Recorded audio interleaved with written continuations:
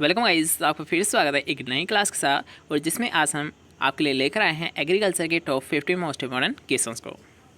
अब यहाँ पर याद रखिएगा, सारे ही क्वेश्चंस आपके एग्जाम की दृष्टि से काफ़ी इंपॉर्टेंट है, इसलिए एक बार वीडियो को पूरा ज़रूर देख ले। चलिए क्लास को स्टार्ट करते हैं। तो आज का हमारा जो फर्स्ट क्वेश्चन है, यहाँ पर आप देख सकते हो कि राजस्थान में कितने कृषि जलवायु क्षेत्र होते हैं, या फिर आपको पूछा जा सकता है कि एग्री क्लाइमेटिक जोन्स कितने होते हैं। तो याद रखिएगा, राजस्थान में 10 होते हैं, लेकिन अगर हम बात करते हैं टोटल इंडिया या फिर भारत की, तो भारत में जो एग्रो क्लाइमेटिक जोन्स है, कृषि जलवायु क्षेत्र, ये 15 होते हैं। और अगर हम बात करते हैं ये जो 15 है, इनमें से किस हिस्से में राजस्थान का क्षेत्र आता है, तो याद रखिएगा 8वां और 14वां खंड, 8वां और 14वां जो खंड होता है, इसी के अंतर्गत याद रखिएगा राजस्थान को रखा गया है। ठीक है, चलिए नेक्स्ट क्वेश्चन की यहाँ पर बात करेंगे। अब जिसमें आपको पूछा गया है राजस्थान की मृदा की सबसे महत्वपूर्ण मिट्टी कौन सी है। अब इस क्वेश्चन में तो आपको बताने की भी ज़रूरत नहीं है, क्योंकि आपको पता होना चाहिए कि जो राजस्थान का जो पश्चिमी क्षेत्र है, लगभग 61% क्षेत्रफल है, इस पर क्या पाई जाती है, किस प्रकार की मृदा पाई जाती है। याद रखिए रेगिस्तानी। ठीक है, जैसे कि जैसलमेर हुआ, बाड़मेर हुआ, इस साइड क्या होती है, याद रखिए पूर्णतः रेगिस्तानी भूमि पाई जाती है। तो याद रखिएगा कि राजस्थान की मृदा सबसे महत्वपूर्ण मिट्टी कौन सी है, रेगिस्तानी होती है। ठीक है, नेक्स्ट क्वेश्चन के यहाँ पर बात करेंगे कि देश के कुल भौगोलिक क्षेत्रफल में राजस्थान का हिस्सा, वो भी आपको बताना है प्रतिशत में, तो कितना होता है। तो याद रखिए ये होता है 10.41%। कितना होता है, 10.41% होता है। ठीक है, चलिए नेक्स्ट क्वेश्चन के यहाँ पर बात करेंगे कि चावल की संकर किस्म कौन सी है, तो वो होती है याद रखिए PRH10। नेक्स्ट क्वेश्चन के यहाँ पर बात करेंगे जिसमें आपको पूछा गया है भारत में किस फसल में GA फसल, GA फसल का मतलब होता है जेनेटिकली मॉडिफाइड, GA मान सकते हो या फिर GM फसल आप मान सकते हो, जेनेटिकली मॉडिफाइड फसल, जो कि व्यापारिक रूप से उगाया जाता है। यहाँ पर याद रखिए व्यापारिक एक यूज़ किया गया वर्ड, इसका मतलब आप जानते हो, इसका मतलब होता है कि याद रखिए जेनेटिकली जो मॉडिफाइड फसल है उसको व्यापारी का तौर है, मतलब ज़्यादातर उसको ग्रो किया जाता है। अब पहले ये समझना होगा आपको जेनेटिकली मॉडिफाइड वेराइटी होती क्या है। ठीक है, तो इसका मतलब ये होता है, मान लीजिए ऐसी कोई क्रॉप है, ऐसी कोई वेराइटी है जिसमें किसी अदर वेराइटी या फिर अदर किसी, याद रखिएगा किसी प्लांट की जीन को अगर ट्रांसफ़र किया गया है, तो जीन डालने के बाद जो प्लांट होता है, याद रखिएगा, या फिर जो जीन होता है, उसी को हम बोलते हैं जेनेटिकली मॉडिफाइड। ठीक है, याद रखिएगा। तो यहाँ पर पूछा गया है व्यापारिक रूप से, तो बिल्कुल हम बताएंगे, याद रखिए कपास, नाम तो आपने सुना ही होगा, BT कॉटन। तो BT कॉटन क्या है, याद रखिए एक जेनेटिकली मॉडिफाइड फसल। ठीक है, क्योंकि इसमें बैसिलस थुरेंजिस नामक जीन को ट्रांसफ़र किया गया है। चलिए नेक्स्ट क्वेश्चन के यहाँ पर बात करेंगे कि उत्पादन की दृष्टि से भारत की सबसे महत्वपूर्ण तिलहनी फसल कौन सी है। तो याद रखिएगा भारत की अगर आपको पूछा जाता है तो बिल्कुल आप बताओगे सोयाबीन, लेकिन अगर आपको पूछा था राजस्थान, तो राजस्थान की जो प्रमुख तिलहनी फसल होती है वो होती है सरसों होती है। नेक्स्ट क्वेश्चन के यहाँ पर बात करेंगे कि अमोनियम सल्फेट में सल्फर की मात्रा कितनी होती है, तो बिल्कुल हम बता देंगे सर जी 24% होती है। लेकिन इसके साथ साथ अगर आपको ये क्वेश्चन पूछा आता है कि अमोनियम सल्फेट का सबसे ज़्यादा प्रयोग किस फसल में किया जाता है, तो इसको भी आप जरूर नोट डाउन कर ले, धान फसल में किया जाता है। धान फसल में याद रखिए अमोनियम सल्फेट का सबसे ज़्यादा प्रयोग किया जाता है। नेक्स्ट क्वेश्चन के यहाँ पर बात करेंगे कि पादपों को कितने आवश्यक पोषक तत्वों की आवश्यकता होती है, तो बिल्कुल आपको पता होना चाहिए, याद रखिएगा पहले थे 16, लेकिन अब हो गए प्रेजेंट टाइम में 17 पोषक तत्वों की पौधों को ज़रूरत पड़ती है। लेकिन अगर आपको ये क्वेश्चन पूछ लिया जाता है कि पहले 16 थे, बाद में 17वें को खोजा गया, लेकिन ये 17वां है वो कौन सा है, तो बिल्कुल आप बता दोगे, याद रखिएगा निकिल। कौन सा है वो, निकिल है, जिसका सिंबल आप देख सकते हो NI होता है। ठीक है, चलिए नेक्स्ट क्वेश्चन यहाँ पर बात करेंगे कि तोरिया या सरसों की बीज दर कितनी होती है। अब याद रखिए ये ऑप्शंस के ऊपर डिपेंड करती है। अगर आपके 4 से 5 दे रखा है तो बिल्कुल वो राइट हो जाएगा, अगर आपको 5 से 6 दे रखा है तो वो आपका राइट आंसर हो जाएगा। वैसे याद रखिए कॉमनली आपको जो याद रखना है सामान्यतः वो 4 से 5 kg पर हेक्टेयर याद रखना है, किसका, तोरिया व सरसों की बीज दर। नेक्स्ट क्वेश्चन यहाँ पर आपको पूछा गया एट्राजिन शाकनाशी है, तो बिल्कुल ये सोयाबीन का शाकनाशी होता है, जिसका ज़्यादातर प्रयोग सोयाबीन में ही किया जाता है। नेक्स्ट क्वेश्चन के यहाँ पर बात करेंगे कि भारत में किस फल का सर्वाधिक उत्पादन होता है। तो याद रखिए अगर आपको पूछा है भारत में किस फल का सर्वाधिक उत्पादन होता है, तो उत्पादन याद रखिए केले का होता है। उत्पादकता किसकी होती है, उत्पादकता होती है पपीते की होती है। 3 क्वेश्चन यहाँ पर याद रखिएगा कि एक होता है उत्पादन, एक होता है उत्पादकता, एक होती है याद रखिएगा क्षेत्रफल। ठीक है, तो क्षेत्रफल पर याद रखिएगा जो भारत में सबसे ज़्यादा लिया जाता है वो आम होता है। दोबारा से देख लीजिए, अगर आपको पूछा जाता है कि भारत में किस फल का सर्वाधिक उत्पादन होता है तो बिल्कुल आप बताओगे केले का होता है। अगर आपको पूछा जाता है सबसे ज़्यादा किसका क्षेत्रफल होता है तो बिल्कुल आप बताओगे आम का होता है।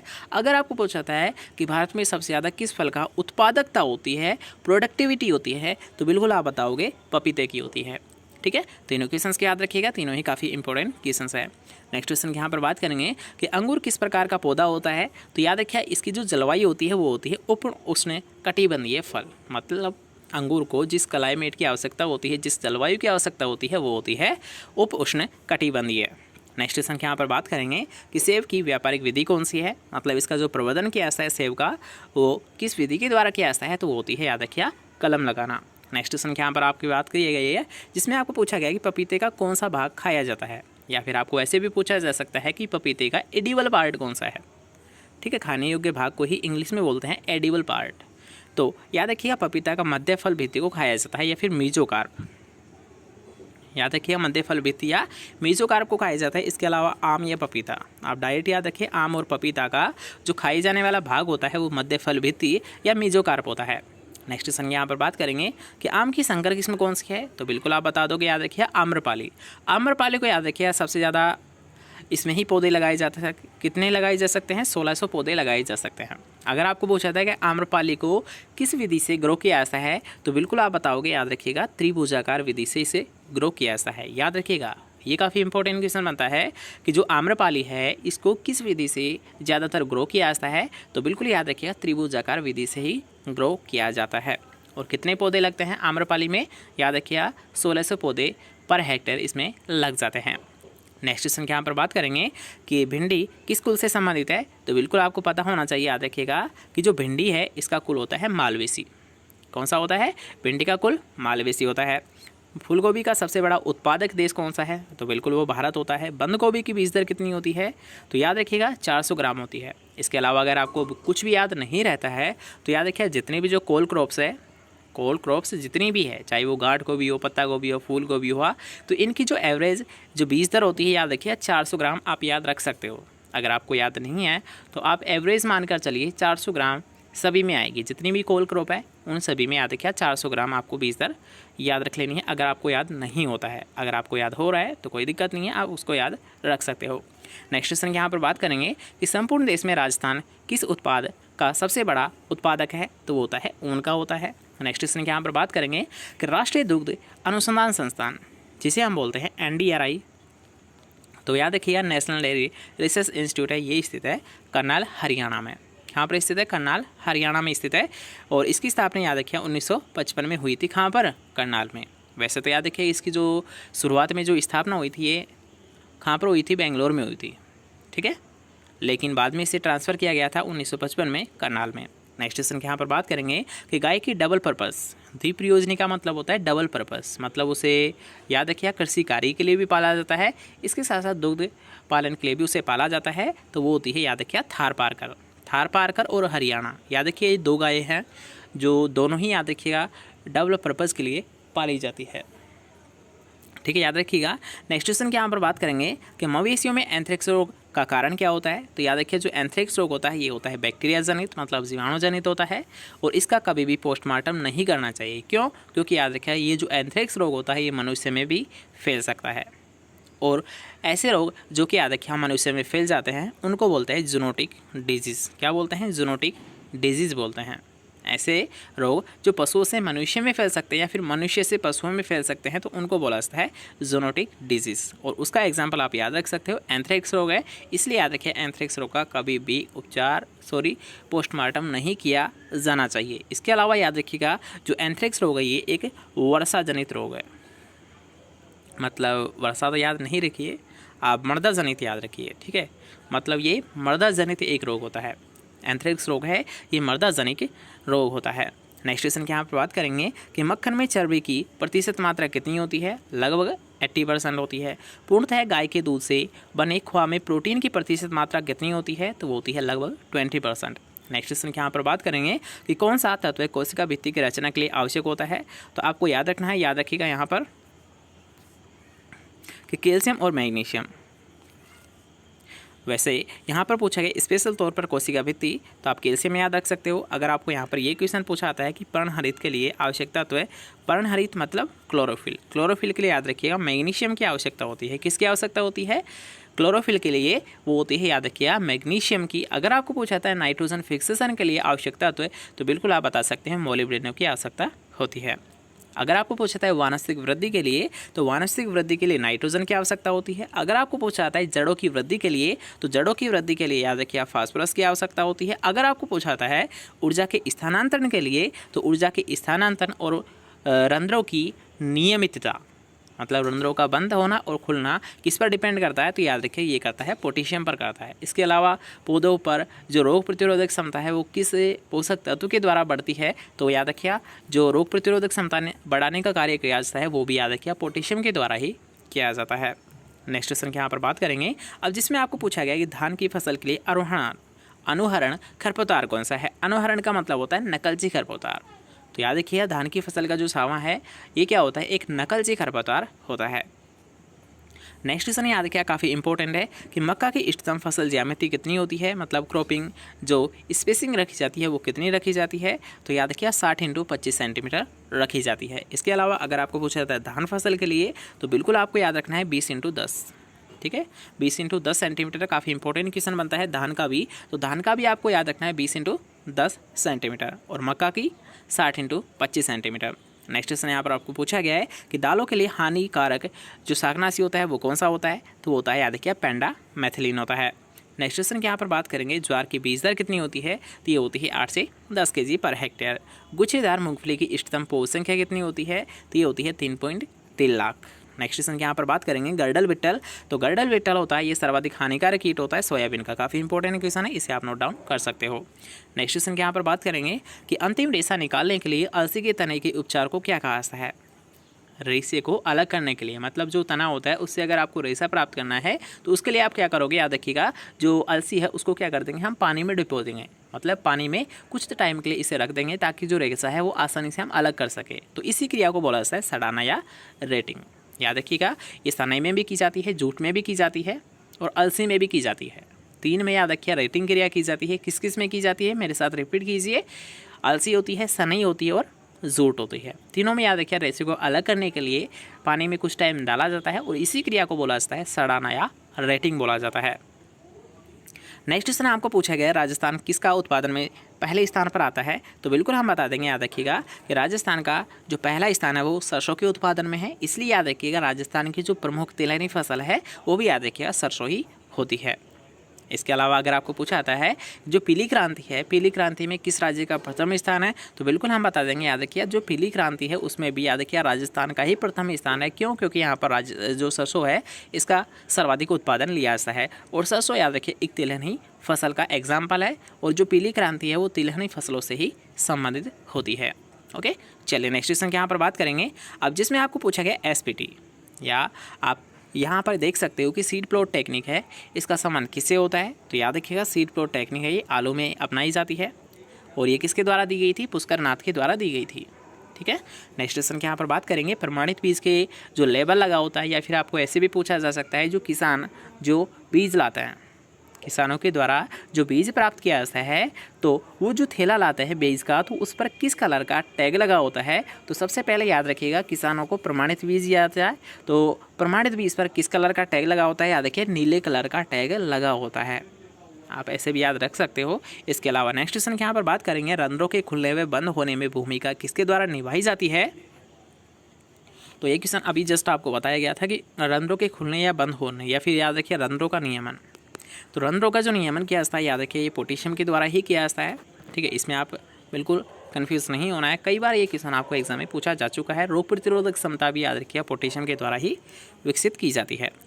नेक्स्ट क्वेश्चन के यहाँ पर बात करेंगे कि आम के पौधे लगाने का जो सबसे उपयुक्त समय होता है वो कौन सा होता है, तो वो होता है याद रखिए वर्षा ऋतु आप मान सकते हो, या फिर आप जुलाई से सितंबर भी याद रख सकते हो। ठीक है, आम के पौध लगाने के मतलब जो प्लांटिंग सिस्टम है वो किस टाइम पर लगाना चाहिए, तो आप लगा सकते हो जुलाई से सितंबर के मध्य। नेक्स्ट क्वेश्चन यहाँ पर पूछा गया है कि बेर की लेट वैरायटी कौन सी है, मतलब बेर की देर से पकने वाली किस्म कौन सी है, तो बिल्कुल हम बता देंगे, याद रखिए उमरान होती है। उमरान के याद रखिएगा जो फल होते हैं वो भी किस प्रकार के होते हैं, बड़े प्रकार के होते हैं। मतलब इनकी जो साइज़ होती है वो लार्ज साइज़ की होती है।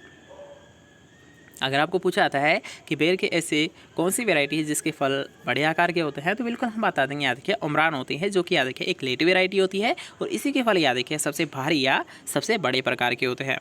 नेक्स्ट क्वेश्चन के यहाँ पर बात करेंगे कि जालौर सीडलेस किसकी किस्म है, तो ये होती है अनार की। और अगर आपको पूछा था याद रखिए थॉमसन सीडलेस, तो थॉमसन सीडलेस याद रखिए अंगूर की वैरायटी है। किसकी होती है? थॉमसन सीडलेस होती है अंगूर की वैरायटी है और जालौर सीडलेस होती है ये अनार की वैरायटी होती है। ठीक है, नेक्स्ट क्वेश्चन के यहाँ पर बात करेंगे अब जिसमें आपको पूछा गया याद रखिएगा कि विथानिया सोमनीफेरा है, ये किस प्रकार का पौधा होता है। तो सबसे पहले याद रखिए विथेनिन, विथानिया सोमनीफेरा से जो रसायन प्राप्त किया जाता है या जो एल्कलॉइड प्राप्त किया जाता है वो कौन सा होता है? विथेनिन होता है। ठीक है, और ये किस प्रकार का होता है? याद रखिए एक प्रकार का औषधीय प्लांट होता है जिसका प्रयोग दवाएं या फिर औषधियाँ बनाने के लिए किया जाता है। नेक्स्ट क्वेश्चन के यहाँ पर बात करेंगे कि अल्फांजो किस स्थान की आम की प्रसिद्ध है। मतलब जो अल्फांजो जो वैरायटी होती है आम की, ये इसको सबसे ज़्यादा किस क्षेत्र में ग्रो किया जाता है या फिर कहाँ की सबसे ज़्यादा प्रसिद्ध होती है। तो अब यहाँ पर आपको ध्यान रखना है कि जो रत्नागिरी क्षेत्र है जो कि महाराष्ट्र में पड़ता है, तो यहाँ पर याद रखिए अल्फांजो को काफ़ी ज़्यादा लिया जाता है, काफ़ी ज़्यादा उत्पादन इसका लिया जाता है। इसके अलावा याद रखिएगा कि जो अल्फांजो वैरायटी है या फिर जो रत्नागिरी है, तो इसकी जो प्रॉब्लम है याद रखिए अल्फांजो की वैरायटी की, ये होती है इसमें जो स्पंजी टिश्यू प्रॉब्लम आती है, स्पंजी टिश्यू जो प्रॉब्लम आती है ये सबसे ज़्यादा देखने को मिलती है। अल्फांजो को याद रखिए हाफूस के नाम से भी जाना जाता है, ये भी आप याद रख सकते हो। नेक्स्ट क्वेश्चन के यहाँ पर बात करेंगे कि कौन सी फसल का प्रयोग बायोडीजल के लिए किया जाता है। तो बायोडीजल के लिए याद रखिए वो होता है जेट्रोपा, जिसे हम याद रखिए रतन जोत के नाम से भी जानते हैं। किस नाम से जानते हैं? जेट्रोपा को रतन जोत के नाम से भी हम जानते हैं। और जेट्रोपा या याद रखिएगा जेट्रोपा या रतन जोत से ही बायोडीजल को प्राप्त किया जाता है। नेक्स्ट क्वेश्चन के यहाँ पर बात करेंगे पपीते का जो प्रवर्धन किया जाता है किसके द्वारा किया जाता है। तो पपीता या फालसा, पपीता ये जो फालसा होता है इसका जो प्रवर्धन किया जाता है याद रखिए ये बीज के द्वारा ही किया जाता है। नेक्स्ट से यहाँ पर बात करेंगे कि गर्मियों की जो भिंडी की फसल है अगर आपको वो लेनी है तो उसके लिए आप कितनी सीड रेट का यूज़ करोगे। तो उसके लिए याद रखिए लगभग हम 18 से 20 kg पर हेक्टेयर यहाँ पर सीड रेट ले लेंगे। नेक्स्ट क्वेश्चन के यहाँ पर बात करेंगे अब जिसमें आपको पूछा गया कद्दू वर्गीय सब्जियों के लिए नाइट्रोजन की उपयोगी सामान्यतः है बीज दर कितनी रखते हैं। तो याद रखिएगा ये रखते हैं यहाँ पर पूछा गया नाइट्रोजन की मात्रा। तो जितनी भी जो कद्दू वर्गीय सब्जियाँ हैं, मान लीजिए खीरा है, ककड़ी है, तरबूज है, खरबूज है, इन सारे को लिए याद रखिए जो नाइट्रोजन की जो रिकमेंडेशन मात्रा होती है, जो आवश्यक तत्व की मात्रा होती है वो लगभग 80 से 100 kg पर हेक्टेयर होती है। नेक्स्ट क्वेश्चन आपका पूछा गया है कि टमाटर सॉस, याद रखिए टमाटर का या तो आपको सॉस पूछा जाता है या फिर केचप पूछा जाता है, तो दोनों के परिरक्षण के लिए हम सोडियम बेंजोएट का ही यूज़ करते हैं। और सोडियम बेंजोएट में अगर आपको पूछा जाता है कि सोडियम बेंजोएट में ऐसा कौन सा जो घटक होता है जो कि याद रखिए परीक्षण का कार्य करता है, तो सोडियम बेंजोएट में जो बेंजोइक अम्ल होता है, कौन सा होता है? बेंजोइक जो अम्ल होता है, इसी के द्वारा याद रखिए परिरक्षण का कार्य किया जाता है। ओके, नेक्स्ट क्वेश्चन के यहाँ पर बात करेंगे अब जिसमें आपको पूछा गया है पशुपालन में सामान्यतः है प्रयोग किए जाने वाले एंटीसेप्टिक जो औषधि है उसका आपको एग्जांपल बताना है। तो जो आप फिनाइल सामान्य तौर पर यूज़ करते होंगे, ठीक है, घर को साफ़ करने के लिए या फिर बाथरूम वगैरह को साफ़ करने के लिए आप फिनाइल का यूज़ करते हो, तो याद रखिए फिनाइल किसका एग्जाम्पल है? एंटीसेप्टिक का ही एक एग्जाम्पल है। नेक्स्ट क्वेश्चन के यहाँ पर बात करेंगे अब जिसमें आपको पूछा गया किस पशु के दूध में वसा की मात्रा अधिकतम होती है। तो ये ऑप्शन के ऊपर भी डिपेंड करता है कि आपके ऑप्शन में क्या दे रखा है।